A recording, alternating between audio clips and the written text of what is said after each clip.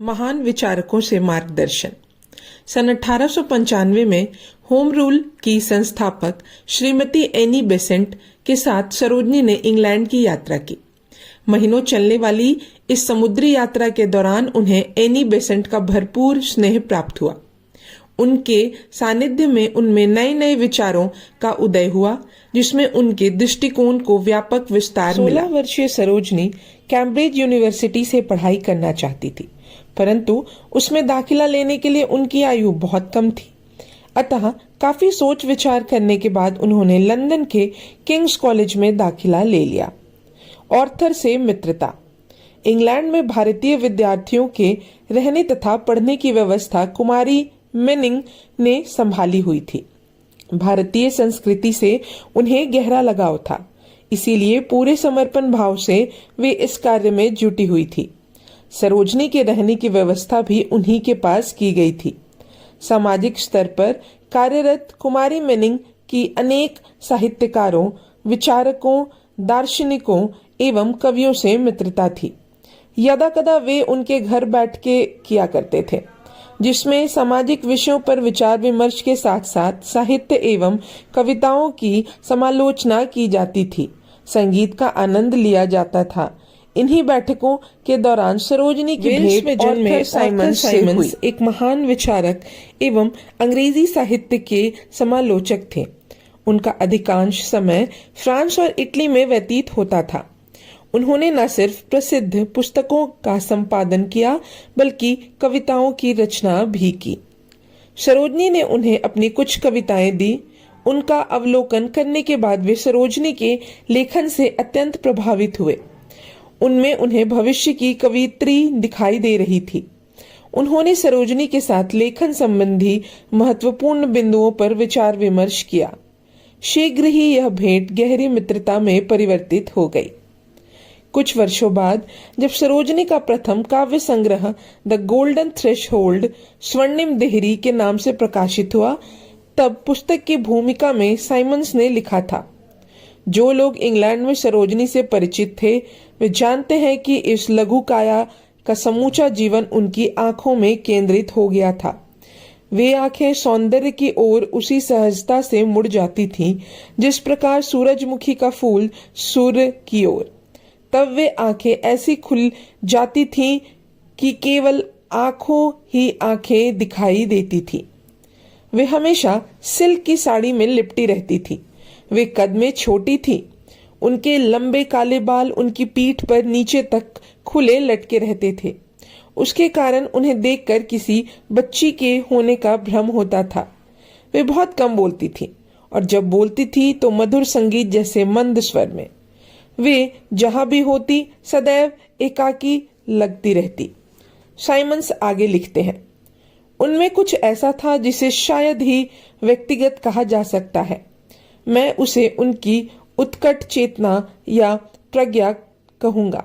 मैंने इसे महसूस किया, मुझे आश्चर्य हुआ और मैंने इसे सराहा। वे ऐसी प्रज्ञा थी जिसका उदय ईसाई चेतना की अपेक्षा एक प्राचीनतम चैतन्य से हुआ था, जिसके सामने संकीर्णता, शुद्रता और आश्वस्तता जैसी मनः स्थितियां भस्म हो जाती हैं। उनका शरीर ना तो पीड़ा से मुक्त रहा और ना ही हृदय संघर्ष से विहीन, किंतु फिर भी ना तो काया की निर्बलता और ना ही हृदय की व्यथा योग में लीन महात्मा बुद्ध की ध्यानवस्था सरीखी उनकी एकाग्रता को भंग कर सकी। इन पंक्तियों से स्पष्ट होता है कि सरोजनी के असाधारण व्यक्तित्व एवं लेखन ने साइमंस को कितनी गहराई से प्रभावित किया था। एक बार सरोजनी ने साइमंस को लिखा था, मैं पक्षियों की तरह गाती हूँ और मेरे गीत अल्पजीवी की तरह हैं। इस पर साइमंस ने टिप्पणी की थी, इसका पक्षियों के समान होना गीत की विशेषता है, ऐसा मुझे प्रतीत होता है। यही इसे महत्वपूर्ण बनाता है।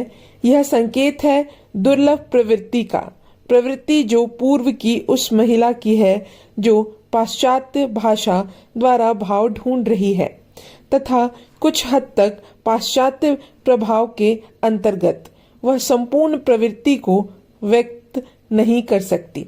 लेकिन वह व्यक्त कर रही है। मेरे विचार में यह सार है, उनमें पूर्व का जादू है। किंग्स कॉलेज में पढ़ाई पूरी करने के बाद सरोजनी ने गर्टन कॉलेज में दाखिला लिया। एडमंड गॉस से भेंट।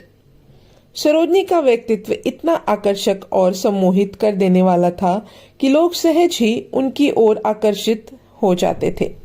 वे जहां भी गई, उनके मित्रों की संख्या में वृद्धि हुई। वे अक्सर उनकी कविताओं का आनंद लिया करते थे। ऐसे ही उनकी कविताओं को सुनकर एक बार एक मित्र ने परामर्श दिया, तुम इतना अच्छा लिखती हो, अपनी कविताएं एडमंड गॉस को क्यों नहीं दिखाती? वे उनकी समीक्षा अवश्य करेंगे। 21 सितंबर 1839 को जन्मे एडमंड गॉस महान कवि और लेखक होने के साथ साथ श्रेष्ठ समालोचक भी थे।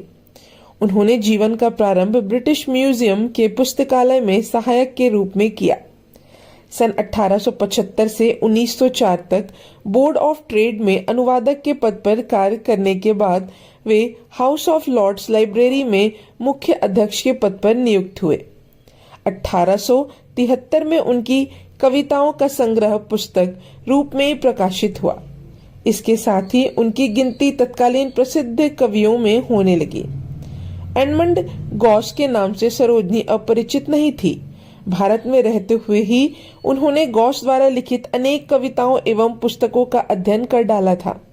यद्यपि उनके मन में उनसे मिलने की तीव्र इच्छा थी, लेकिन अभी तक उन्हें यह सौभाग्य प्राप्त नहीं हुआ था। इसलिए मित्र की बात सुनकर वे आश्चर्य मिश्रित स्वर में बोली, इतने बड़ी कवि मुझे जैसे एक साधारण सी लड़की की कविताओं का विश्लेषण क्यों करने लगे? फिर वे मुझे जानते भी नहीं हैं, भला उनसे मिलना कैसे संभव हो सकता है? चिंता मत करो, मैं उन्हें अच्छी तरह से जानती हूँ। नए उभरते कवियों का मार्गदर्शन करना उन्हें बहुत पसंद है। मैं उनसे तुम्हारा परिचय करवाऊंगी। आश्वासन पाकर सरोजनी के होठों पर मुस्कुराहट थिरक गई। कुछ ही दिनों बाद एडमंड गॉस के सामने बैठी सरोजनी मन ही मन स्वयं को धन्य मान रही थी। आज उन्हें अपने मनपसंद कवि से मिलने का सौभाग्य प्राप्त हुआ था। औपचारिक बातचीत के बाद गॉस ने प्रश्न किया, आप लिखती हैं? जी, सरोजनी ने धीरे से उत्तर दिया। क्या लिखती हैं? कविता, कहानी, उपन्यास, नाटक या कुछ और? गॉस ने अगला प्रश्न किया। सरोजनी ने थोड़ा हड़बड़ाकर कहा, थोड़ी बहुत कविता लिख लेती हूँ। क्या आप अपनी लिखी हुई कुछ कविताएं दिखा सकती हैं? कांपते हाथों से सरोजनी ने एक डायरी आगे बढ़ा दी। वे बड़ी गंभीरता के साथ एक एक कर पन्ने पलटने लगे। थोड़ी देर के बाद उन्होंने चुप्पी तोड़ी। इसे मेरे पास छोड़ जाइए। अपनी टिप्पणी संलग्न करके मैं इसे कल तक आपको भिजवा दूंगा।